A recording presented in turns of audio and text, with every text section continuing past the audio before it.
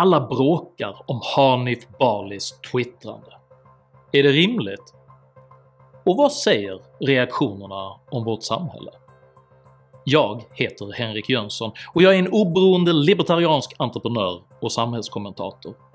I veckan kritiserade den kontroversiella riksdagsledamoten Hanif Bali den tidigare moderatledaren Carl Bildt mycket hårt på Twitter.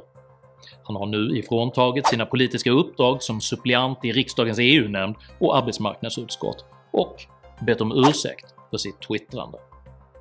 Vilka krafter ligger bakom? Hur ser konflikten ut? Och hur bör egentligen en bra ledare agera i en situation som denna? Dessa frågor tar jag upp i dagens video. Om du uppskattar mina videos så hjälper du mig att fortsätta göra dem om du stöttar mig via något av betalningssätten här ute till vänster. Ditt bidrag gör stor skillnad, så tack till alla som donerar. Glöm inte heller att prenumerera här nedanför om du inte redan har gjort det, och klicka även i klockikonen så har du chans att få en notis när jag släpper nya videos, vilket jag gör med matematisk precision varenda lördagsmorgon klockan 08:00 svensk tid. Idag pratar jag om kommunikation, konservatism och konflikt. Häng med!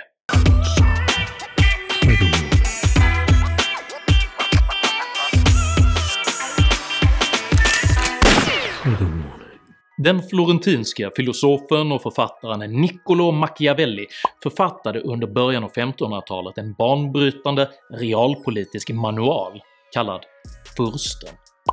I boken ger Machiavelli pragmatiska och ibland moraliskt kontroversiella råd om hur en härskare bör bete sig för att gripa och behålla makten.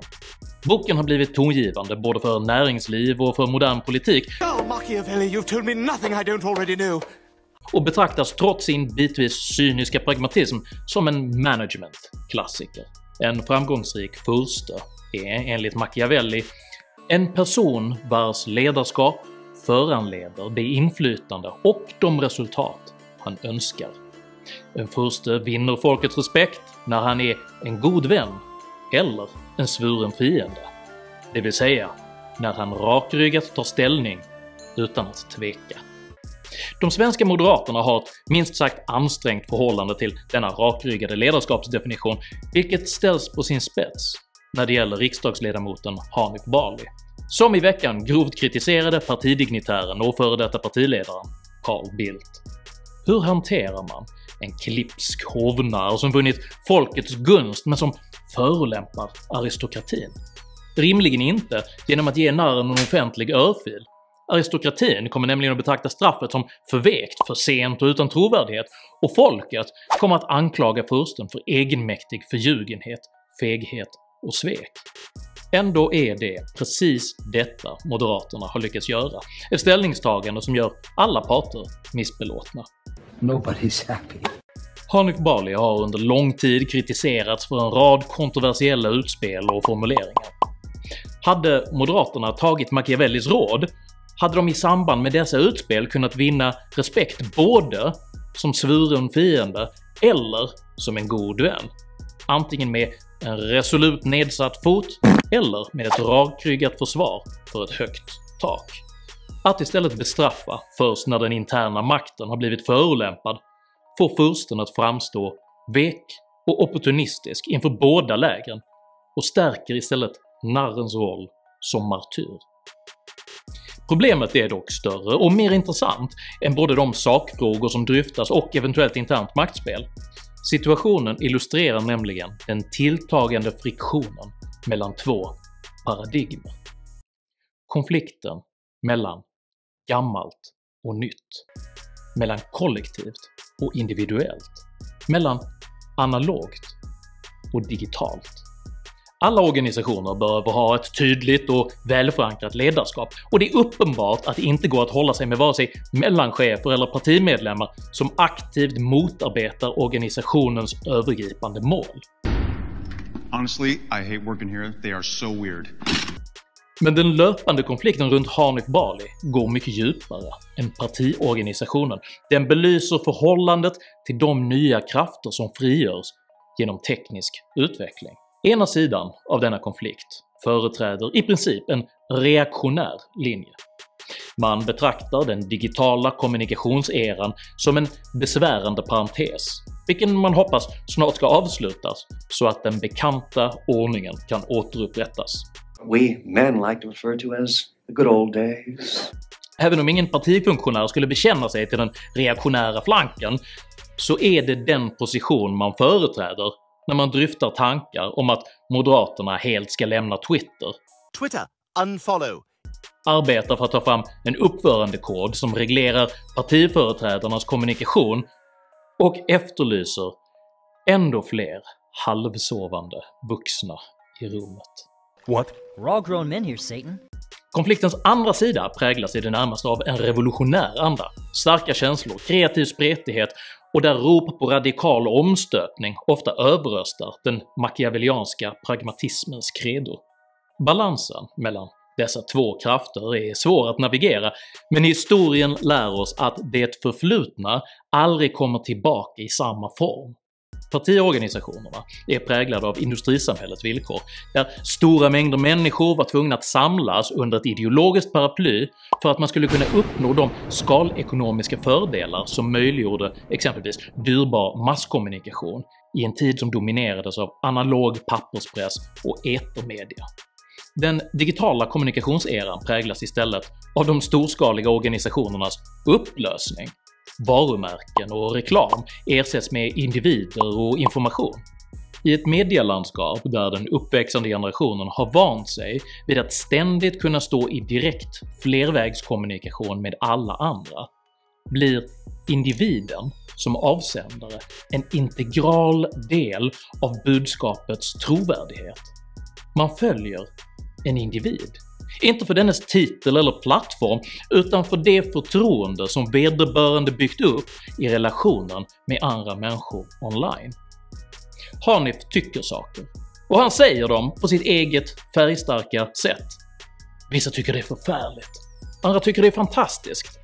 Detta är ett signum för en individ som vågar stå för sina egna åsikter snarare än att anpassa sig efter god ton, artighet och vad som är praktiskt och slätstruket.